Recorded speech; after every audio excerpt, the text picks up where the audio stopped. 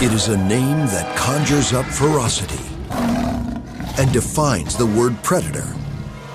Saber-tooth. A huge cat which specialized in killing the very biggest prey. Immensely powerful, sporting 7-inch-long knife-sharp canines. For nearly 2 million years, this monstrous beast dominated the primal landscape of the Americas. Saber-tooth's power and weaponry were overwhelming, but suddenly, mysteriously, it became extinct. Now, science and state-of-the-art computer technology will take us back 100 centuries and bring this formidable creature back to life. We'll go on the hunt to measure the power of the cat's massive teeth and explore why this killing machine faded into extinction.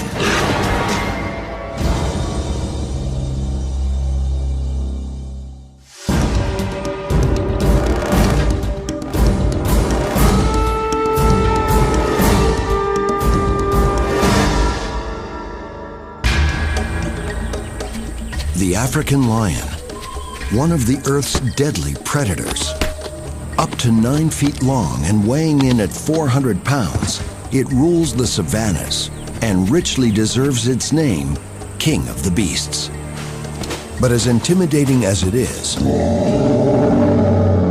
the lion pales beside its prehistoric relative, Smilodon fatalis, the saber-tooth cat. Massively built, Smilodon may have weighed up to 750 pounds, 25% more than the biggest male lion, and it carried some serious weaponry. 14,000 years ago, just as human hunters began colonizing North America, this carnivore roamed the continent. But the environment was in a state of flux. Although a 1,000-foot thick sheet of ice still covered the far north, much of the rest of America was a lush landscape. It teemed with bizarre megabeasts, mighty mammoths, giant ground sloths, and ancient bison, all engaged in a constant battle for survival, pitted against some of the most lethal killers ever to walk the earth. The 11-foot-tall, short-faced bear, the largest bear that ever lived.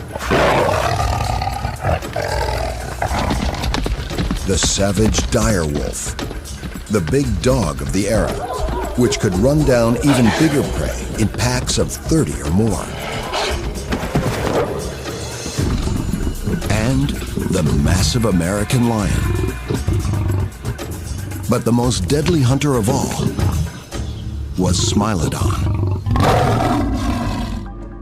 Imagine 2 steak knives attached to a massively muscular beast. With the hunting skills to use them, the saber-tooth was engineered to kill. This fierce cat could conquer any prey, even a mammoth. Saber-tooth was the most dangerous carnivore of its time. Probably the only beast that could face down the giant, scavenging, short-faced bear.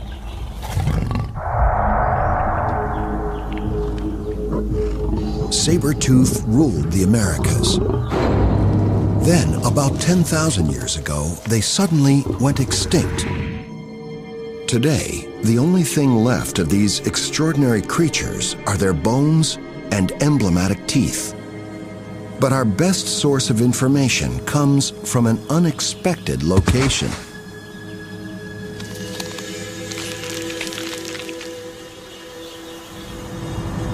In a place called the Miracle Mile, deep in the heart of Los Angeles, there lies a fossil gold mine.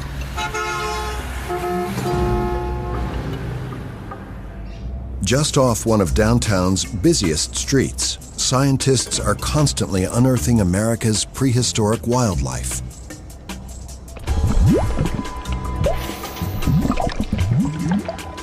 The La Brea tar pits are a collection of toxic-looking lakes and pools. Here, tar or asphalt seeps to the surface, creating one of the best places in the world to find the bones of saber-tooth and other prehistoric predators. 14,000 years ago, though the climate was cooler, the vegetation and terrain of Southern California were very similar to today. The tar pits were hidden in the landscape, making them one of the most deadly animal traps ever known. In the summer, molten asphalt oozing up from thousands of feet below ground would form intensely sticky pools. These were covered by leaves and other debris. Any hapless creature wandering into the area would become stuck fast, as if to a giant piece of flypaper. If the victim was a prey animal, predators like saber-tooth were attracted to what looked like an easy meal. Soon, they too become mired in the tar. Ultimately, both hunter and hunted would die, sinking into the asphalt to be preserved forever.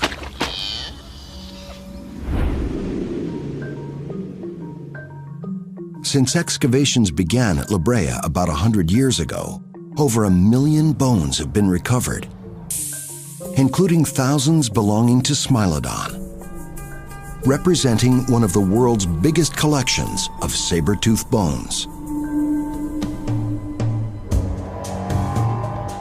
Asphalt is not only a deadly trap, it is also an excellent preservative. The bones it disgorges are in much the same condition as if the animals had died just a few years ago. This is part of the hip bone of a saber-toothed cat. And if we go down here, you can see the knee joint. And in this corner over here, there's a beautiful skull of a saber-toothed cat there. And if you look closely, you can see the eye socket of another saber-tooth sticking out of the wall right here. These fossils are an amazing record from which scientists are trying to build a forensic profile of these monster cats. The picture that emerges is that of a strange creature, a ferocious cat that in many ways was not a cat. Though related to modern felines, the saber-tooth was not like any cat known today. And there was nothing cuddly about Smilodon fatalis. The name means deadly knife tooth, but the precise purpose of these finely serrated fangs is still a mystery. Although many of their bones have been found in California, Smilodon roamed freely through both North and South America. Other Ice Age carnivores, such as the short-faced bear and dire wolf, are closely related to modern bears and wolves, but no real descendants or relatives of the saber-toothed cats survive today. Smilodon is often compared to a modern lion. It was roughly the same size, but it had a very different build. Imagine a lion on steroids. This is a hugely powerful animal. It is muscular beyond Arnie Schwarzenegger's wildest dreams. Smilodon was about the size of a lion, but wouldn't have looked like one. The body proportions and probably the gait and a lot of the behavior would be more similar to a black bear than it would be to a lion. It's got massive arms and forearms, a massive chest, relatively sort of short, stout back legs. It's got massive grappling hooks on its thumbs. The muscles of the neck were also much bigger than a modern cat's, implying that Smilodon had a savage bite. The whole package is purpose-built to grapple with, close and personal with big, dangerous animals and pull them down. Scientists can calculate Smilodon's build from the fossils, but it's much harder to know what Smilodon's skin and fur would have looked like. Based on modern cats, their coats could have had various markings, designed to give them the best possible hunting camouflage for their environment. And it seems unlikely that they lived up to their nickname of saber-toothed tigers and had stripes. If these animals had any kind of pattern on their fur, it probably was more like spots. The stripes just don't necessarily fit into the type of habitat that we had here at Rancho La Brea. A quick glance at the saber-tooth skeleton also reveals some other telltale clues as to how Smilodon lived. Its short bobtail means it was not much of a runner. Modern cats, even big ones like lions, use their long tails for balance and turning during high-speed pursuit. Smilodon just didn't have that capability because of the shortness of its tail. This animal obviously was doing something completely different from modern feline cats. If Smilodon wasn't chasing fast-running prey, then it had to have been targeting slower, bigger animals. They would have had to use stealth to get close, and then launch a short-range deadly attack. And the bones bear that out. Saber-tooth had oversized front paws with big thumb claws, which scientists believe were for the specific purpose of grappling with extra-large prey. It was a wrestler, not a runner. It was an ambush predator with really short legs and somewhat flat feet. And it was designed to get a hold of its prey, grapple with it, and actually hold it immobile while it was stabbing it. And this was very important. Its whole anatomy is designed to do this. During the Pleistocene, North America was teeming with large herbivores, which provided a massive food supply to any hungry prehistoric predator. Smilodon may have evolved to target the biggest of these kinds of animals, with their tactics reflecting the sheer enormity of their prey. Brute force and killing power might not have been enough. A new kind of killing strategy was now required. In Ice Age America, there was plenty of food for a ferocious carnivore like saber-tooth to prey on. Bison, horses, and camels roamed the landscape, and even giant ground sloths and mammoths were potentially on the menu. But unless saber-toothed cats hunted together, these behemoths were formidable opponents, even for a beast as well-armed as Smilodon. Most modern big cats, such as tigers, are solitary and hunt alone.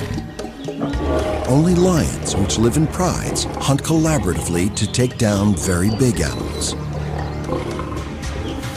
There's no way to prove whether saber-tooth also hunted in a pack. But there are clues to be found in the collection of bones at the La Brea tar pits. The fossil remains of 2,500 individual saber-toothed cats have been excavated there. Normally, there are way more herbivores than the animals that eat them. But at La Brea, predators outnumber prey by almost 10 to 1, precisely the opposite of what you'd expect. And often the skeletons of several saber-toothed cats are found mingled in with the bones of a single large herbivore. Some scientists believe this is evidence that they were social animals. They envisage a group of Smilodon going after the easy meal of a trapped bison, and then themselves becoming stuck in the tar pits. It's possible that saber-toothed cats lived in social groups or prides, much like modern lions do. A lion pride is a feline sisterhood. It typically consists of 4 to 20 females living with 2 or 3 males. The females do most of the hunting, often in groups. By hunting together, they can go after bigger game. And bigger game means more food. Another potential advantage to group living is that any member of the pride that's injured and too weak to hunt for itself can feed off the kills made by the rest of the group. And among the saber-tooth remains at La Brea, paleontologist Chris Shaw sees evidence that saber-toothed cats were able to survive terrible injuries, injuries that would have stopped them from hunting. What we have here is the right side of the pelvis of a saber-toothed cat. This animal is considered by us to be a normally developed individual bone. On the other hand, this bone was from a cat that had a severe dislocated hip. Not only was it dislocated, but the muscle mass around it was ripped and became horribly infected. This animal survived for months, if not years, with this condition. He thinks that injuries like this would have been fatal for an animal living on its own. The fact that these bones healed means it had been supported in a group of saber-toothed cats. Shaw believes that several animals worked together and may have even nurtured injured group members, allowing them to feed at group kills and protecting them from other predators. Whether or not you could call it a pack per se or a pride is probably questionable. I would prefer to just call it a social group of some kind. But for others, the idea of saber-toothed cats helping to feed and take care of an injured member of a social group is pretty far-fetched. The fact of the matter is more likely that they might eat the injured member. I don't think there would be any advantage for Smilodon to live in a pride or to be very social. In fact, social interaction is extremely rare in carnivores in general. It's mostly something that dogs or dog-like animals do. It's not a cat thing. But there's no reason to assume that saber-tooth behaved like modern cats. They might have hunted and lived like modern wolves. In a wolf pack, roughly the same number of males and females live together with very little physical difference between them. Maybe Smilodon actually had a social structure that was more akin to wolves, with monogamous pairs lasting a long time. In lions, the sexes are very different. Males are much bigger and have larger canine teeth than the females, and they have manes. But the differences have nothing to do with hunting. It's mostly the females that do the food gathering. Male lions are bigger and better armed because they are designed to fight to protect the pride and conquer other prides. But in saber-tooth, both sexes were the same size, and both had the same murderous teeth. So that doesn't sound like lions, because if we have a pride situation, males should be going out and fighting males to take over prides. And if they're doing that, there's a big advantage to them being large and bigger teeth and more weaponry, and that's not what we see in Smilodon. Finding the same giant canines in both sexes also rules out the idea that they were some kind of male ornament designed to attract females, the big cat equivalent of a stag's antlers.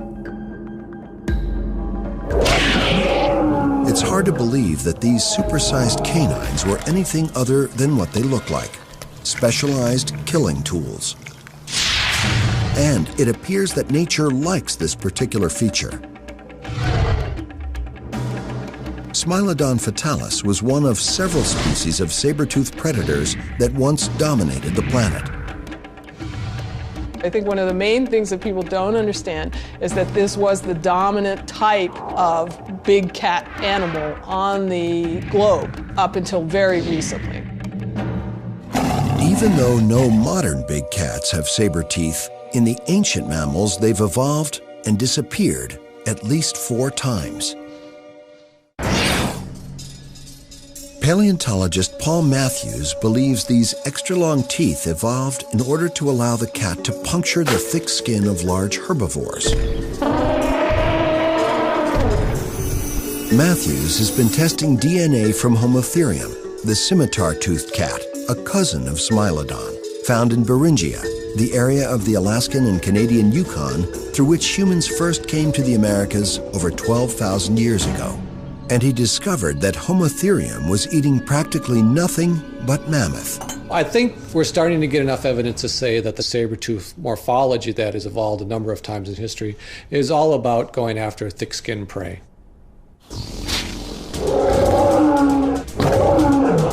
With canine teeth that were twice as long as Homo therium's and a more muscular body, perhaps Smilodon was designed not just to target young mammoths, but the adults as well.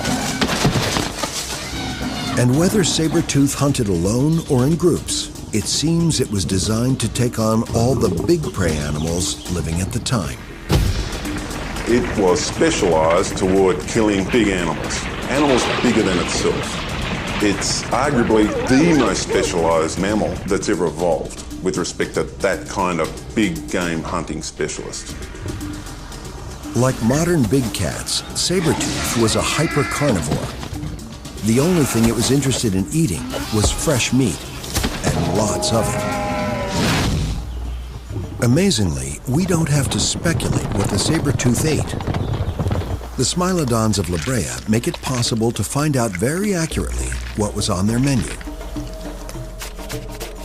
The bones are so well preserved by the tar that many of the proteins that were present when the animals died are still embedded.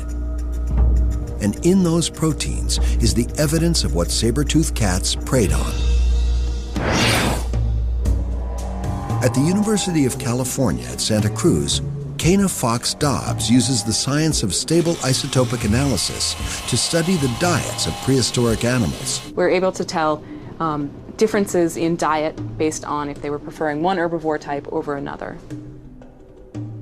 The test showed that saber-toothed cats in the Rancho La Brea area mostly ate the more common herbivores such as horses and bison, but also some of the real behemoths such as ground sloths and mammoths. A prehistoric bison weighing in at nearly a ton was certainly a mighty opponent. But modern lions don't need super long canine teeth to kill big prey like Cape buffalo and zebra. So the question remains, why did saber-toothed cats have such big teeth? To try to answer that question, and to try to understand precisely how saber-toothed cats used their fangs, Dr. Stephen Rowe from the University of New South Wales in Australia built a virtual saber-tooth, a digital biting machine that simulates the stresses and strains on a saber-toothed skull.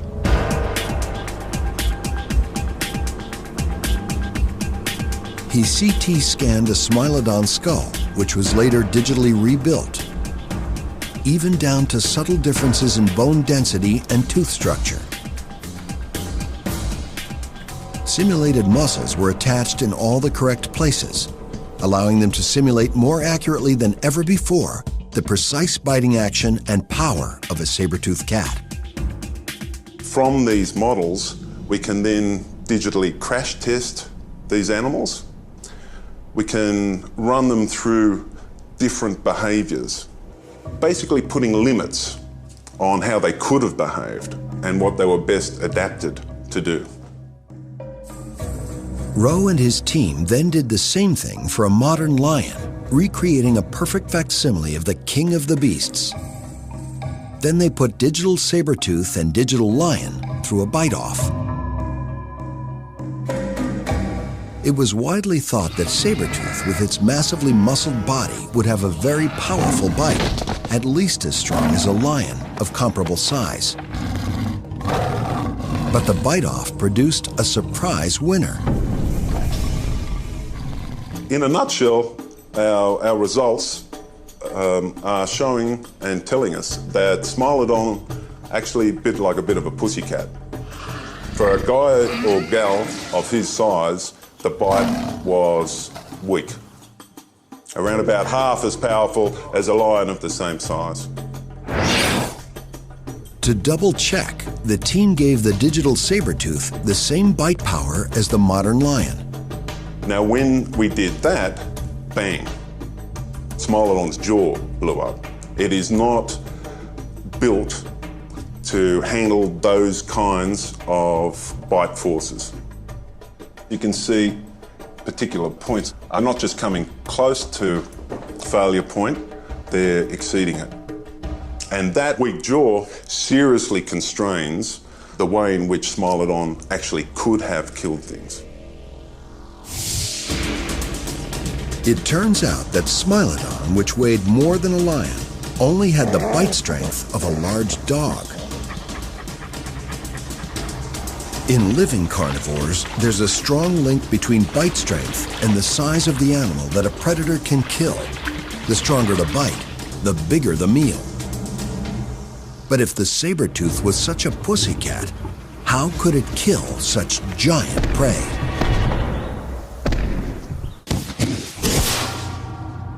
Ever since the first perfectly preserved saber-tooth remains were excavated from the Brea tar pits in Los Angeles in 1875, scientists have been trying to figure out exactly how Smilodon used their supersized canines. In spite of a weak bite, we know they were eating big animals like bison, even mammoths and sloths. So presumably, Smilodon's knife-like teeth were a special adaptation for killing their mega prey. But African lions can also take down big prey, and their canines are not nearly as long. So Smilodon's teeth must have had a deadly design advantage, and they must have used a very different killing technique to that of modern cats. Compared to saber-tooths, modern big cats have shorter but sturdier conical-shaped canine teeth, which they use to seize prey and grapple them to the ground. Big cats, such as lions, kill small prey by essentially biting through the back. But with larger prey, their teeth usually don't penetrate the skin. Instead, they either suffocate or choke their victims, clamping their teeth around the carotid artery, causing the prey to lose consciousness within seconds. The modern lion's much more massive skull, with its powerful jaw, is clearly designed to deliver a very different kind of killing bite than saber-tooths. The African lion has these canine teeth that are relatively round in cross-section. They're really peg-like by comparison with these knives that are coming out of the front of the jaws of this animal. So the sabers are extremely long. They're very narrow from side to side. They're fairly broad from front to back. But these knives clearly had some limitations. Saber-tooth's canines were sharp, dangerous weapons, not in any way designed for the kind of violent struggling kills that lions engage in. The sabers were strong in the forward-backward direction, but relatively weak and brittle when subjected to side-to-side motion. And that weakness means there were some real limits to where saber-tooth could bite its victims. If it got its canines caught up in the bones of struggling prey, Smilodon was likely to lose a tooth. I don't think an attack along the spine of the prey would have made sense for Smilodon because they had those enormous sabers. They're very delicate, and risk of breakage is high for those saber teeth if they're impact something hard, especially from the side. So if they leap onto the back of an animal and then sink their teeth in, one of their teeth at least is likely to run into a vertebrae and it would snap. A picture is emerging of an incredibly specialized hunter. It ate very big prey, but had a relatively weak bite, with jaws and teeth too delicate to use to drag its prey down for fear of breaking them. So, by a process of elimination, it seems the key to the saber-tooth's attack was to wrestle its prey to the ground before delivering the coup de grace. It had to get that animal down on its butt and effectively immobile. Now, big four-legged animals are tough hombres to mess with when they're up on their 4 feet.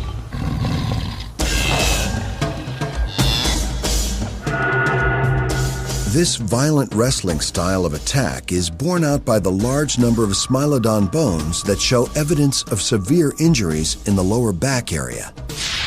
That is indicative of high stresses being placed on that region, which is like when you're trying to lift weights or do something like that, or pull a big weight down, cementing your hindquarters to the ground. You could see how that could really torque the lumbar, the lower back region, and that's where we see a lot of injuries in Smilodon. But this still doesn't explain the real value of Smilodon's enormous teeth. Modern cats may attack by biting, but they kill by suffocating, their teeth clamping down around their prey's throat. It can take between 10 and 15 minutes for an animal the size of a buffalo to choke to death. A long time for a big cat's jaws to remain tightly closed. With teeth like Smilodon's, this technique would have most likely been physically impossible and dangerously slow. Dr. Rowe thinks Smilodon's teeth and skull design were all about making a fast kill. He believes that in a ferocious prehistoric world, with so many other big carnivores around competing for the same prey, time was of the essence. If a saber-tooth didn't kill quietly and above all quickly, it would attract the attention of a whole range of other monster predators that would have been trying to steal its prey. A single saber-tooth might have been able to scare a small number of dire wolves off one of their kills, but that situation would be completely reversed if a large pack of wolves attacked a Smilodon on a kill. And there were even more formidable foes, such as the massive American lion, which may have been 50% bigger than even a Smilodon.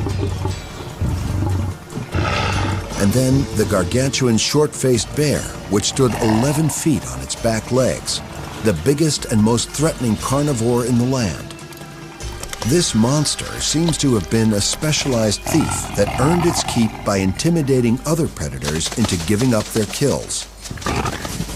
The short-faced bear was so big that even if it was facing off against several saber-toothed cats on a kill, the outcome was in little doubt. The saber-toothed cats went hungry. Smilodon, formidable as it was not the biggest kid on the block. So to be able to kill that big animal quickly has a whole range of potential advantages. And to my mind at least, that is what Smilodon was all about. This law of the jungle was not kill or be killed. It was kill as fast as possible. But how was this death bite delivered? It is time for a prehistoric anatomy lesson. 10,000 years ago in North America, the competition for fresh meat was fierce. The saber-toothed cat's deadly teeth were designed to make lightning-fast kills on the big prey it specialized in hunting. Smilodon had to be able to precisely target its saber teeth to where they would do the most lethal damage with the power to deliver the blow. And it had to be right on target, as there are few second chances in the wild. Smilodon had a hugely powerful neck. Weak jaw, but a very powerful neck. And those neck muscles were used to arc those teeth into the prey and cause massive damage, which kills the prey quickly. The saber-tooth was able to pull the skull downwards at the same time. So it was actually lifting the lower jaw and pulling the skull downwards, driving it through the prey at the same time. So this indicates that this animal had an extra sort of adaptation for biting that we don't see in cats today. The question remains, how, and as importantly, where did Smilodon sink its fangs into its victims? There are two theories: slashing their throats, or a disemboweling bite into the guts of the prey. William Ackerston, curator of vertebrate paleontology at the Idaho Museum of Natural History, believes that Smilodon would go for the belly. Saber-tooth can't stab its prey with its canines because the cat's lower jaw gets in the way, hitting the victim first and causing the sabers to glance off. So Ackerston's belly bite theory suggests they used their sabers to make what he calls a shear bite, a long wound down the abdomen of the prey. The lower jaw would be pressed into the prey animal, and then the skull would be lowered, rotated around to the lower jaw. When that happened, this being a flat blade here, would make a slice. And then as the jaw closed farther, this actually geometrically moves backward into this region of the jaw and elongate the slice. But other saber-tooth experts think there's no way that Smilodon would or even could attack the belly of a large animal like a bison. When I was growing up, I worked as a cowboy on a big ranch. And the one thing you learned about working with cattle is you don't work around their rear end. You always try to control the head. With its relatively delicate jaw and teeth, Smilodon would have risked grievous injury going for a low blow to the belly. Even if it managed to get in for the kill, the thrashing legs of the prey would still be very dangerous. And there's another problem. Even with those twin blades, Smilodon couldn't hurt what it couldn't bite. The problem with the stomach bite is that the stomach has too big a diameter to fit inside the mouth. Despite this long tooth, a Smilodon cannot make a very deep bite. The reason for that is the lower jaw gets in the way. So the animal might get a bunch of skin. It may flay whatever it's trying to kill a little bit, but it's not going to be able to kill it because it simply cannot bite it. No modern cat would attack the stomach of their prey. They almost always go for a killing bite around the throat. And many scientists believe the only logical way for saber-tooth to kill was to go for the throat as well. The neck is more accessible and less well defended than the belly of any big prey. And Smilodon's teeth seem perfectly evolved to make an almost instantaneous kill. There's absolutely no doubt that once you've ripped out an animal's major arteries and/or windpipe, they're going to die much more quickly than if you just try and strangle them. The neck contains more vital blood vessels. You'll get a quicker and more certain kill biting the neck than you will biting the stomach. Martin believes that the saber teeth were designed for a very specific purpose, to cut the throat of the prey. He thinks that Smilodon's canines worked in an almost identical way to a specialized curved assassin's knife. And the interesting thing about this knife is the real cutting edge is on the inside of the curvature. If you have a curved knife like this and you drive it in and you drive it around, the curvature rotates the blade and it cuts itself out while you're stabbing, which is as close to instant death as you're going to have. Professor Frank Mendel is also fascinated by the mystery of how saber-tooth killed its prey. In order to demonstrate and understand how this fatal bite was delivered, Mendel has constructed a biomechanical model of a Smilodon jaw. I'm suggesting that Smilodon simply drove the teeth through the neck, severed the vessels, and then withdrew the teeth. I don't see the need for the extra effort to rip the throat out because I don't think it affects any more lethal damage to the animal. This is laparoscopy versus open surgery. You do as little damage as necessary to get the job done. At this big cat sanctuary in Bridgeport, Texas, a saber-tooth will bite again.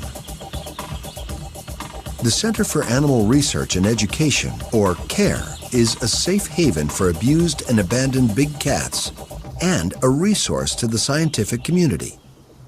It's here Mendel can find prey for his metal predator. It's designed to be able to accurately simulate the biting action of any carnivore. The teeth are based on this specimen from Brea. Exactly the same detail, the same fit, same sizes, all the rest. Of the carcasses already earmarked to be fed to the big cats at CARE, Mendel is going to use a cow to approximate the size and proportions of one of the Smilodon's favorite delicacies, bison. Most of the animals used at CARE have expired of natural causes. In other cases, the animals are in critical health and are euthanized. We're gonna go. The first experiment will be to try to simulate the so-called belly bite.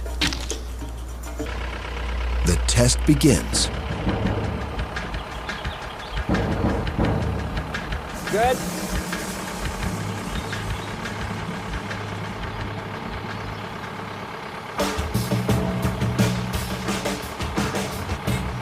test team makes several attempts to bite into the abdomen with the articulator.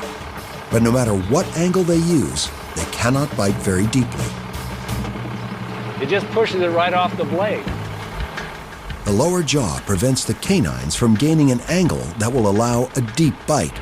I'm fully closed, and I got a mouthful of skin and nothing to really puncture the skin with other than those lower incisors. A Smilodon's saber teeth were no accident of nature. They look that way for a lethal reason. But weapons cannot work without tactics, and the Smilodon's killing techniques are still a mystery. But now, Professor Mendel's mechanical test suggests that a saber-tooth could barely penetrate the belly of a stationary animal, let alone savage any vital organs.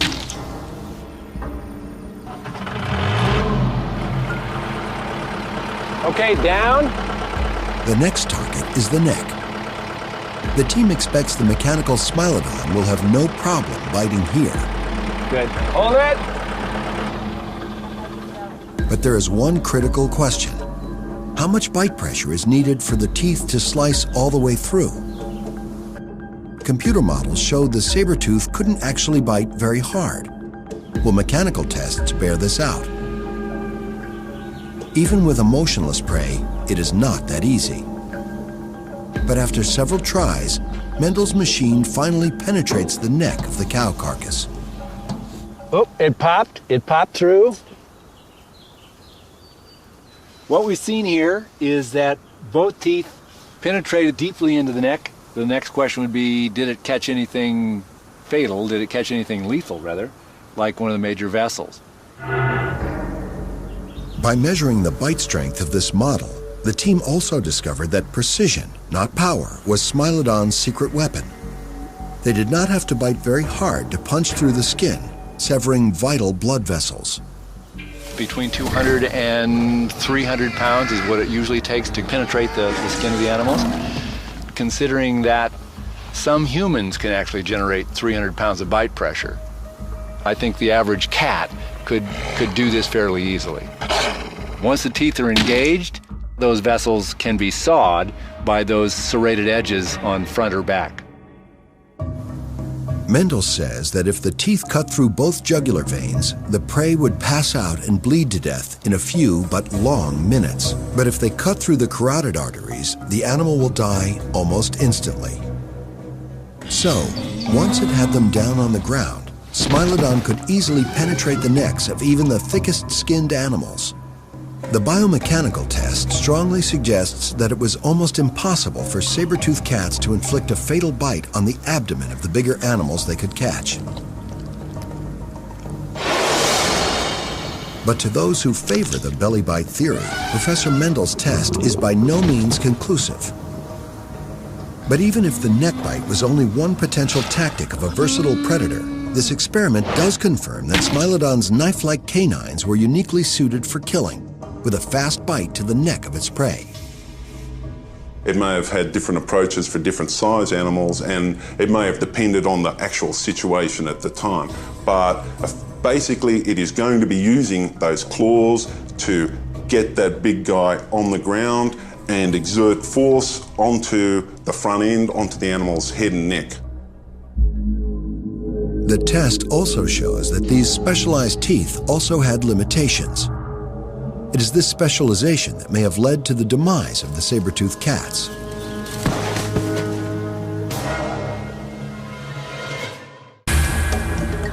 For nearly 2 million years, Smilodon, with its 7-inch long throat-cutting canines, was one of the dominant predators in North America. Whether the bite was delivered to the neck, the belly, or any other part of a prey's anatomy, the saber-tooth was a killing machine. But about 10,000 years ago, Smilodon fatalis disappeared from the prehistoric landscape. Its extinction is a mystery. But around the same time as the saber-tooth disappeared, other apex predators arrived on the scene. And they arrived on 2 feet. Early hunters most likely made their way across the land bridge between Russia and Alaska, and some have speculated that it was they who killed off the saber-tooth. But there is no evidence that humans actively hunted the saber-tooth. In fact, there's no evidence of any interactions between humans and Smilodon. It seems more likely that they gave this fearsome predator a wide berth. These two species probably avoided each other. I'm sure humans would find a saber-toothed cat quite threatening. But early humans had one thing in common with the Smilodon. They coveted the same meat, and there was only so much of that meat to go around. Although the then small human population could not have eaten all of the game, they could have begun and hurried along inexorable extinction events, which took the Smilodon along for the fatal ride. The end of the last ice age was a lean time for the predators that specialized in big prey. It wasn't just the saber-tooth that disappeared. Great packs of dire wolves were wiped out at the same time. And the last to go was the giant short-faced bear.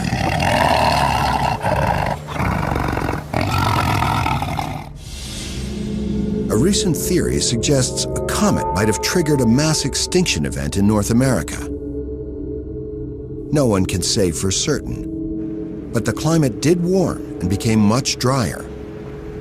The world changed from one that was largely forest to an open landscape of grassy prairies. The denizens of these grasslands, the mammoths, the ground sloths, began to die off. Less prey meant fewer and fewer predators. The only animal big enough to be worthwhile for a saber-toothed cat, or for that matter for a lion, was the American bison. But the American bison changed from a woodland bison to a prairie bison. And prairies are unsatisfactory habitat for even modern cats. So here you had a situation where the only suitable prey was living in an area where you couldn't catch it.